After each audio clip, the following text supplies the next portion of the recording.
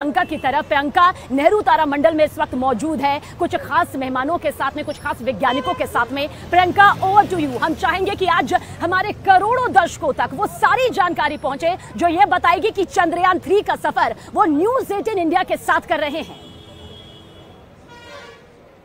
जी बिल्कुल सबीना, मेरे साथ इस वक्त प्रेरणा चंद्रा मौजूद है, प्रोजेक्ट मैनेजर हैं ये नेहरू प्लानिटेरियम की। मैम, कॉन्फिडेंट है इस बार हम लोग सॉफ्ट लैंडिंग को लेकर, क्या उसके कारण है अगर आप समझा पाए? क्यों पिछली बार की गलतियों से हमने सीख लेके ऐसा क्या नया किया है? एक पूरा पोस्टर भी हमारे साथ है प्रेरणा मैम।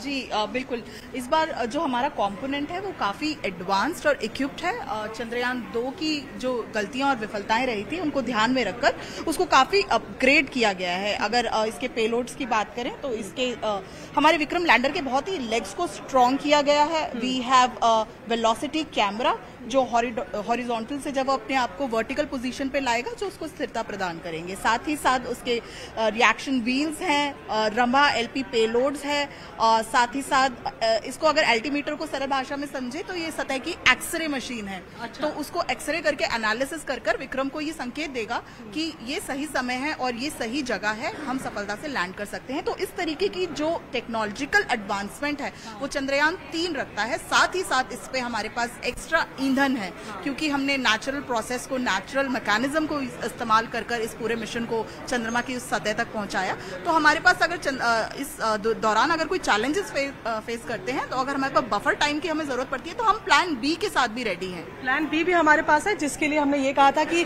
अगर आज किसी तरीके की दिक्कत होती है जिसकी बिल्कुल भी उम्मीद नहीं है तो 24 घंटे के बाद एक और ट्रायल लिया जाता है, वरना दूसरी साइड 27 तारीख के लिए तय की गई है। लेकिन मैम, जैसे आपने बताया कि एडवांसमेंट तो इस बार है, लेकिन अब हमारे पास चंद्रयान 2 का भी साथ है, वो भी सिग्नलिंग बैकअप के तौर पे काम करेगा। जी, चंद्रयान 2 का ही ऑर्बिटर हम इस्तेमाल में ला रहे थे। एक्चुअली जब ये मिशन कंपोनेंट्स का आपस में सिंक्रोनाइजेशन, क्योंकि जिस दौरान लैंडिंग होगी इसरो का कोई संपर्क नहीं रहेगा इस पूरे क्राफ्ट के साथ, वो ऑटोमेटिक ऑटो पायलट पे होगा उस दौरान। तो सारे डिसीजन जो है वो विक्रम को लेने हैं।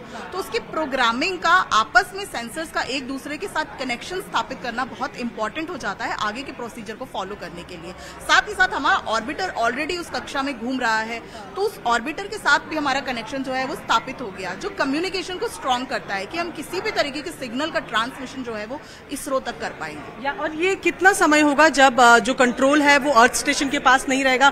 क्या ये लैंडिंग वाले फेज में भी, जिसको हम लोग वही जो 17 में प्रियंका ने हमें कई ऐसी तस्वीरें, कई ऐसी जानकारी अब तक चंद्रयान 3 के सफर के दौरान दिखाई है। प्रियंका के जरिए इस चंद्रयान सफर को यहाँ पर दर्शकों ने काफी हद तक तय किया है और आज हम सबके जरिए ये सफर करोड़ों दर्शक यहाँ पर तय करने जा रहे हैं। जम्मू की तरफ रुख करते हैं, हमारी सहयोगी